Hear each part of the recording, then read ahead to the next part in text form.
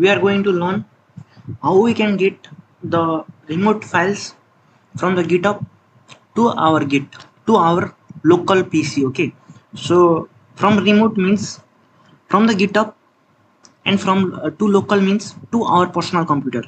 How can we get that? So at first what you should do is you should try to make a folder. I'm saying new, and go to folder, and like you can make the folder, you can write it like remote to local. After making this folder, you can open it from the VS Code, or you can open it from the terminal as well. Right click on it, open in terminal, say open in terminal, and here write code dot. After you press enter, your folder will come. Okay, now the next step is Chrome. Go to Chrome, go to GitHub. After going to GitHub,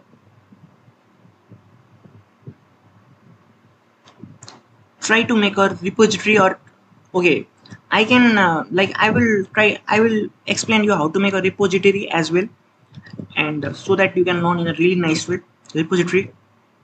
So let's make a repository, call it like from remote to local, and okay, it already exists from remote to local. Okay, now it is a practice file. Okay, we have to keep it like, let's make it readme. Okay, and we have successfully created a repository. Now after creating the repository, so we can go to the code. Here what we have to do is we have to copy the HTTPS link, and now we have to go to our folder.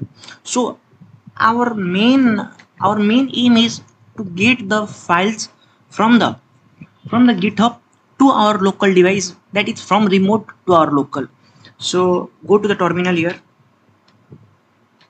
and after going to the terminal, we have to write git clone. And if you do not remember, we have copied this code, we have gone to code and copied this code, and after that we have pressed enter, and here you can see take some changes. Okay, so here we have got something. Okay, we have got a readme file, which is a practice file which we have written in our remote. Okay, so what I'm trying to say is like we can get from this. Okay, this is all the process. But if for example we are going to our repository remote to local. Okay, sorry, cd from remote, spelling was wrong, sorry for that. And after we have gone, okay, now I did some changes here. Okay, it is a practice file, and it is made for practice purposes. And after making a change, we should always commit those changes. That is, we should take a screenshot of those changes. So commit changes.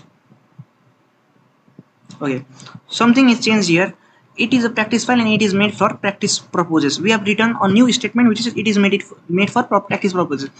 But if we see here, is there any new statement? No, there is not.